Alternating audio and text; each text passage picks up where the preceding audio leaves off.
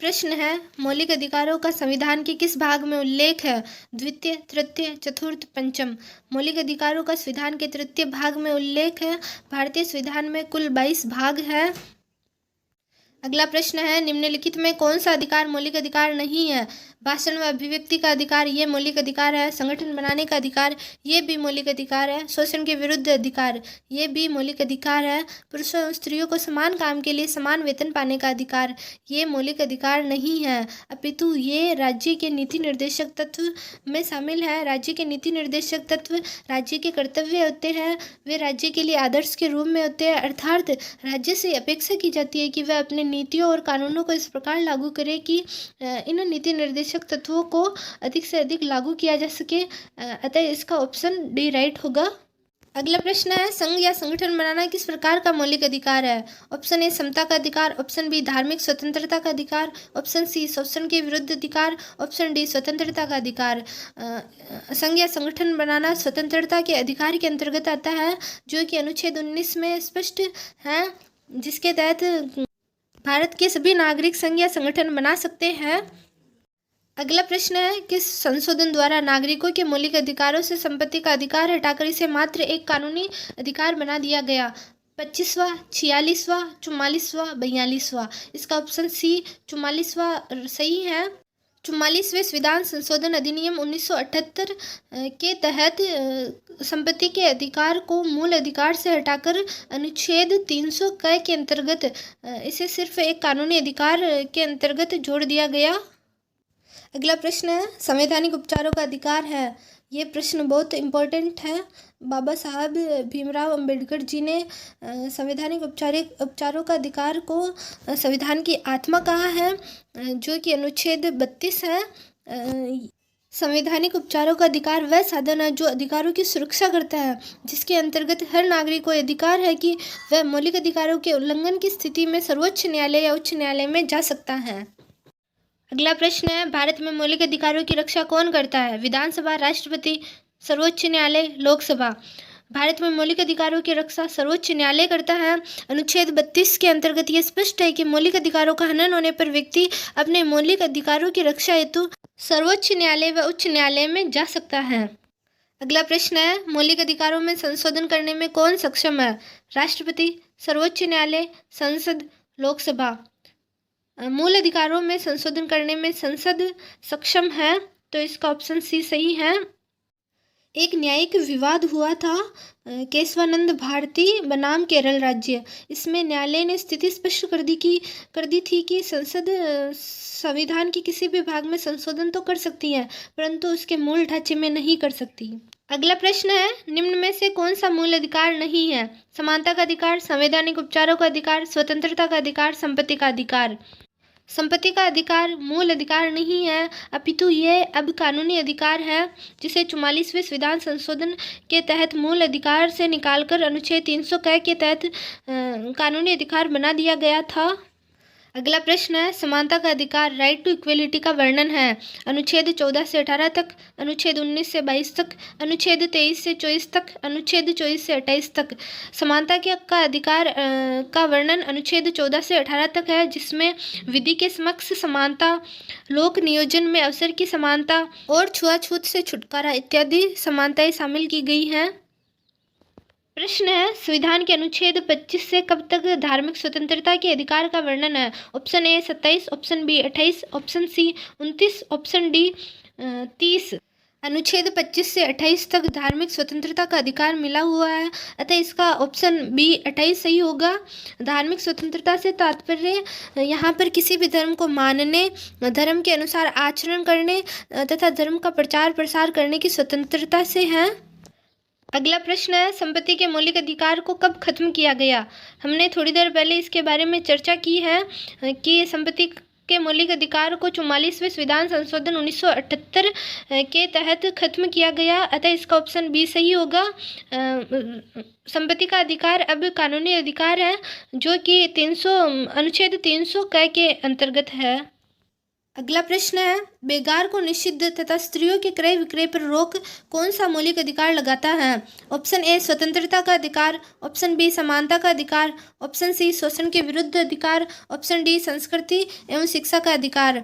इसका option C सही होगा। शोषण के विरुद्ध अधिकार के तहत इन कार्यों पर रोक लगाई गई है। अगला प्रश्न है, निम्नलिखित मौलिक अधिकार में से किसको B.R. अम्बेडकर ने संविधान की आत्मा की संज्ञा दी? समानता के अधिकार, संपत्ति के अधिकार, धार्मिक स्वतंत्रता के अधिकार, संवैधानिक उपचारों का अधिकार। इसका ऑप्शन डी सही है। बाबा साहब ने संवैधानिक उपचारों के अधिकार को संविधान की आत्मा कहा है, क्योंकि ये एक ऐसा साधन है जो सभी अधिकारों की सुरक्षा करता है। अगला प्रश्न है, भारतीय संविधान के अनुच्छेद 25 का संबंध है समानता के अधिकार से, धार्मिक स्वतंत्रता के अधिकार से, अल्पसंख्यकों के अधिकार से, संपत्ति के अधिकार से। अनुच्छेद 25 का संबंध धार्मिक स्वतंत्रता के अधिकार से है, जिसमें प्रत्येक भारतीय नागरिक को अंतःकरण की स्वतंत्रता दी गई है, अर्थात वह किसी भी धर्म को मान सकता है। सिखों द्वारा कृपाण धारण करना धार्मिक आचरण है, जो कि अनुच्छेद 25 के अंतर्गत आता है। अगला प्रश्न है, भारतीय संविधान में अस्पृश्यता का उन्मूलन संबंधित है अनुच्छेद 15, अनुच्छेद 16, अनुच्छेद 17, अनुच्छेद 18। अनुच्छेद 17 के तहत अस्पृश्यता को एक दंडनीय अपराध घोषित किया गया है। इसका ऑप्शन सी सही है। संसद द्वारा निर्मित कानून अनुसूचित जाति एवं जनजाति अत्याचार निवारण अधिनियम 1989 अनुच्छेद 17 से ही संबंधित है। अगला प्रश्न है, भारतीय नागरिकों को प्रदान किए गए मूल अधिकारों को ऑप्शन ए निलंबित नहीं किया जा सकता, ऑप्शन बी निलंबित किया जा सकता है, ऑप्शन सी किसी भी स्थिति में निलंबित नहीं किया जा सकता, ऑप्शन डी इनमें से कोई नहीं। नागरिकों को प्राप्त मूल अधिकारों को निलंबित किया जा सकता है, अर्थात इसका ऑप्शन बी सही है। निलंबित से तात्पर्य है कुछ समय तक रोकना, अर्थात संसद द्वारा इनमें कटौती भी की जा सकती है और आपातकाल की स्थिति में अनुच्छेद 20 व 21 को छोड़कर अन्य अधिकारों को निलंबित किया जा सकता है। अगला प्रश्न है, भारत के नागरिकों के मौलिक अधिकारों का वर्णन है। ऑप्शन ए अनुच्छेद 12 से 35 तक, ऑप्शन बी अनुच्छेद 13 से 36 तक, ऑप्शन सी अनुच्छेद 15 से 39 तक, ऑप्शन डी अनुच्छेद 16 से 40 तक। मौलिक अधिकारों का वर्णन भाग 3 के अनुच्छेद 12 से 35 तक है, अतः इसका ऑप्शन ए सही है। अगला प्रश्न है, निम्न में से किसको संविधान द्वारा मौलिक अधिकारों को लागू करने की शक्ति दी गई है? भारत के सभी न्यायालयों को, संसद को, राष्ट्रपति को, सर्वोच्च एवं उच्च न्यायालय को। इसका ऑप्शन डी सही है। सर्वोच्च एवं उच्च न्यायालय को संविधान द्वारा मौलिक अधिकारों को लागू करने की शक्ति दी गई है। अगला प्रश्न है, निम्न में से कौन सा एक मौलिक अधिकार नहीं है? समानता का अधिकार, स्वतंत्रता का अधिकार, संपत्ति का अधिकार, धर्म का अधिकार। संपत्ति का अधिकार मौलिक अधिकार नहीं है। अगला प्रश्न है, भारतीय संविधान का कौन सा अनुच्छेद प्रेस की स्वतंत्रता को आश्वासित करता है? अनुच्छेद 16, अनुच्छेद 19, अनुच्छेद 22, अनुच्छेद 31। इस प्रश्न का आंसर ऑप्शन बी है, अर्थात अनुच्छेद 19। प्रेस की स्वतंत्रता से तात्पर्य है हमें अपनी अभिव्यक्ति की, अपनी स्पीच की स्वतंत्रता है। अनुच्छेद 19 सबसे ज़्यादा विस्तृत अधिकार है जो हमें मिला हुआ है। इसी अधिकार के तहत हम भारत में कहीं भी निवास कर सकते हैं, भारत में कहीं भी घूम सकते हैं, कोई भी व्यवसाय या कोई भी नौकरी कर सकते हैं। अनुच्छेद 19 के तहत ही हम सम्मेलन करने का अधिकार रखते हैं, साथ ही संगठन बनाने का अधिकार भी इसी अनुच्छेद से मिला हुआ है। आप इस अनुच्छेद की अपने जीवन में उपयोगिता को समझ सकते हैं। अगला प्रश्न है, 6 वर्ष की आयु से 14 वर्ष की आयु के सभी बच्चों को शिक्षा का अधिकार। ऑप्शन ए राज्य के नीति निर्देशक सिद्धांतों में सम्मिलित है, ऑप्शन बी मूल अधिकार है, ऑप्शन सी विधिक अधिकार है, ऑप्शन डी उपर्युक्त में से कोई नहीं। शिक्षा का अधिकार एक मौलिक अधिकार है जो कि अनुच्छेद 21 का में वर्णित है। 86वें संविधान संशोधन अधिनियम 2002 के तहत शिक्षा का अधिकार मूल अधिकारों में जोड़ा गया था। राज्य 6 से 14 वर्ष की आयु वाले सभी बच्चों के लिए निःशुल्क एवं अनिवार्य शिक्षा की व्यवस्था करेगा। ये ही शिक्षा का अधिकार है। अगला प्रश्न है, मौलिक अधिकार है वाद योग्य, अवाद योग्य, लचीले, कठोर। मौलिक अधिकार वाद योग्य है। यहाँ वाद योग्य से तात्पर्य है कि अगर किसी व्यक्ति के मौलिक अधिकारों का हनन हो रहा है तो वह अपने अधिकारों की रक्षा के लिए न्यायालय में जा सकता है। अगला प्रश्न है, संविधान सभा को संविधान तैयार करने में कुल कितना समय लगा? ऑप्शन ए 2 वर्ष 11 माह 19 दिन, ऑप्शन बी 2 वर्ष 11 माह 18 दिन, ऑप्शन सी 3 वर्ष 11 माह 18 दिन, ऑप्शन डी 5 वर्ष 11 माह 20 दिन। संविधान सभा को संविधान तैयार करने में 2 वर्ष 11 माह 18 दिन का समय लगा था। संविधान निर्माण की शुरुआत 9 दिसंबर 1946 से 26 नवंबर 1949 तक चली। अगला प्रश्न है, संविधान की कौन सी धारा संसद को संविधान में संशोधन करने का अधिकार देती है? Option A 324, option B 368, option C 350, option D 370। धारा 368 संसद को संविधान में संशोधन करने का अधिकार देती है, अतः इसका ऑप्शन बी सही है। अगला प्रश्न है, अगर सारे भारत में भी आग लग जाए तो भी पाकिस्तान का निर्माण संभव नहीं है, ये किसने कहा था?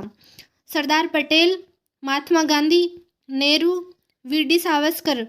ये कहा था महात्मा गांधी जी ने, इसका ऑप्शन बी सही है। अगला प्रश्न है, स्वशासन सुशासन से श्रेष्ठ है, ये कथन किस विद्वान का है? महात्मा गांधी, टैगोर, दयानंद सरस्वती, बिस्मिल। ये कथन दयानंद सरस्वती जी का है, इसका ऑप्शन सी सही है। अगला प्रश्न है, शिक्षा का इंतजार किया जा सकता है, स्वराज्य का नहीं, ये किसने कहा था? महात्मा गांधी, लोकमान्य तिलक, जवाहरलाल नेहरू, चित्तरंजन दास। ये कहा था लोकमान्य तिलक ने। अगला प्रश्न बहुत ही इंटरेस्टिंग है। अगला प्रश्न है, निम्नलिखित में से कौन सा शब्द भारत के संविधान की उद्देशिका में नहीं है? अगर आपको संविधान की उद्देशिका अर्थात हमारी प्रस्तावना याद है तो आप इस प्रश्न को बड़ी ही आसानी से सोल्व कर सकते हैं। हमारी प्रस्तावना है, हम भारत के लोग भारत को एक संपूर्ण प्रभुत्व संपन्न समाजवादी पंथ निरपेक्ष लोकतंत्रात्मक गणराज्य, अर्थात इसमें आप देख सकते हैं कि समाजवादी पंथ निरपेक्ष और प्रभुत्व संपन्न ये तीनों शब्द आ गए हैं। यहाँ लोक कल्याण शब्द हमारी उद्देशिका में नहीं है, तो इसका ऑप्शन डी सही है।